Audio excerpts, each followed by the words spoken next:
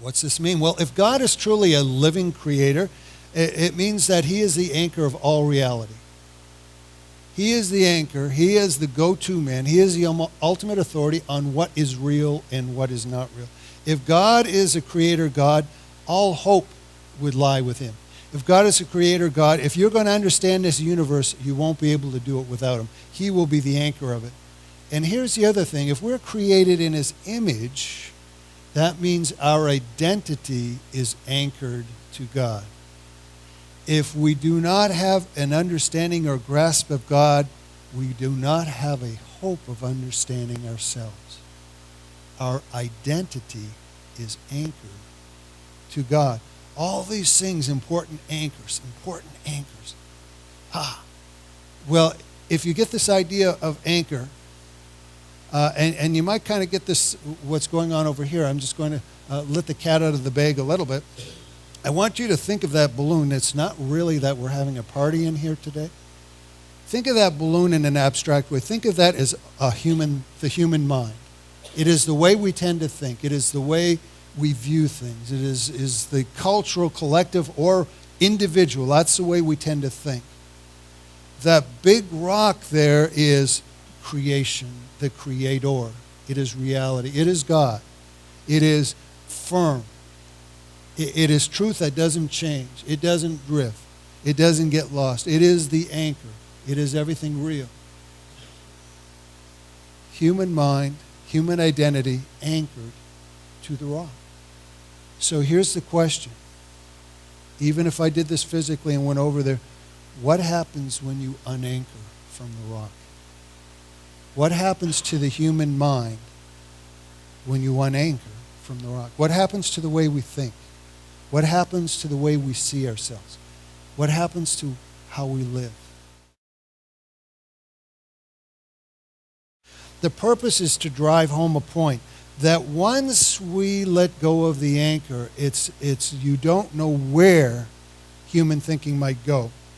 You don't know where it might end up.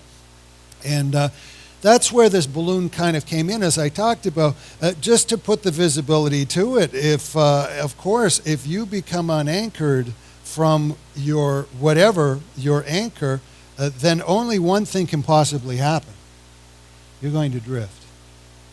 You're going to drift further and further away from. And if that anchor that you were originally anchored to was reality in the first place, then you're in some serious trouble, aren't you? Throw out another little definition here to think of is that when you become unanchored from reality, we have a clinical term for that, don't we? We call that insanity. When one becomes detached from reality, it's insanity. So to become detached from God is the essence of insanity. It's insanity. And it starts as a spiritual insanity that quickly becomes an intellectual insanity that leads to a living insanity as you follow along. Think of it this way, is that no matter how refined the thinking might be, even if it's Harvard quality reasoning, if you start from an insane point of view, the destination has to be insane. There's no other outcome. How so? Well, you end up through this thinking of this twisted or unbalanced, probably, way of science or whatever, ending up to a point where peas are worth more than your own life or your children. It takes you somewhere really odd. Well, I mean, could people really get that whacked out in common thinking? Well, just to point out this, and like I say, it's not to bash any particular ideology. It is to show a process of what can happen. Think of where society has been on the viewpoint of things like abortion. Imagine going to 1930s and telling a mother in 1930s where we would stand on freedom of choice and all of this within a very short time. Or the idea of sexual orientation or pornography. Imagine telling somebody back in that day that, do you know that there'll come a time when without apologies, pornography will have its own Oscars, and you'll have categories of all kinds of weird things, and they win awards and they're really happy and wear nice dresses. Pornography will become that mainstream. on any of these things. Imagine telling them about what would happen to religious expression. There would become a time when you would say things that are biblically defendable that would liably get you in prison because of the laws of the land in that time. And it happened so quickly. Could this really happen? Throw out a little anecdote. 1994, so it's a while in the past, a fellow named Frank Boland of Hillside, New Jersey, was indicted by the animal rights group and told he could spend up to 6 months in jail or be fined $1,250 for trapping a rat and killing it. Trapping a rat and killing it. Of course, it was against the animal's rights. It was murder. So, of course, in 1994, it got thrown out of court, kind of like this stuff here. But here's the thing to keep in mind. What is outrageous in one decade becomes the heroic cry of another decade. We've seen it in our own time. We've seen it in our own time. One last definition I want to throw out, and I'm always looking for a new way to look at this word, is the word sin. Because it's become so churchese that you throw out the word sin and it can mean anything to anyone in any way. But in context of what we were talking about, I want to give you a new practical look maybe of looking at sin.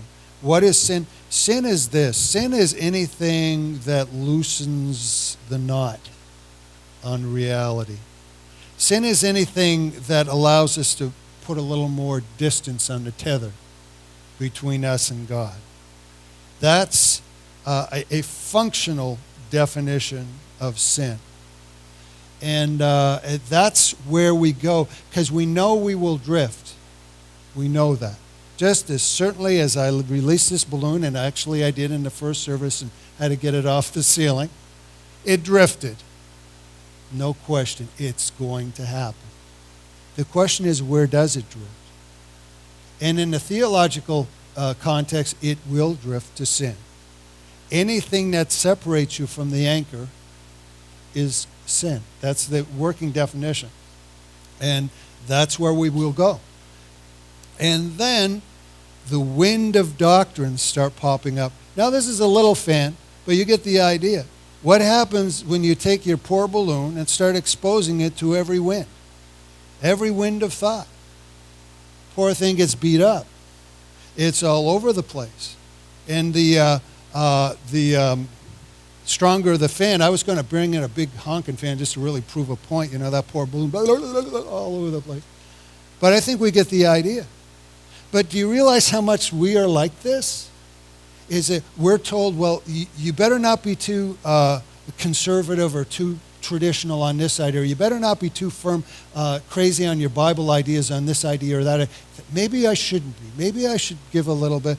And so we get where we loosen the knot a little bit. And there we are, we're just getting bounced around. What a hard way to live your faith. What a hard way to live your faith.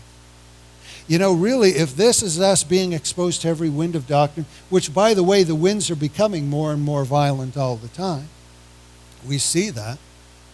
But we really have three choices as the mind of humanity, as the balloon up here. We've got three choices. One is you can put up with this for the rest of your life and just get beat up continually, wondering if you're right, and then vacillating in your opinion, getting switched, getting conned, getting fooled, wondering in your life. Hard way to live.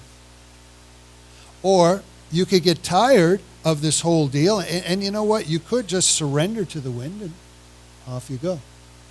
Just drift very fast and very far. And some people decide that's what they're going to do.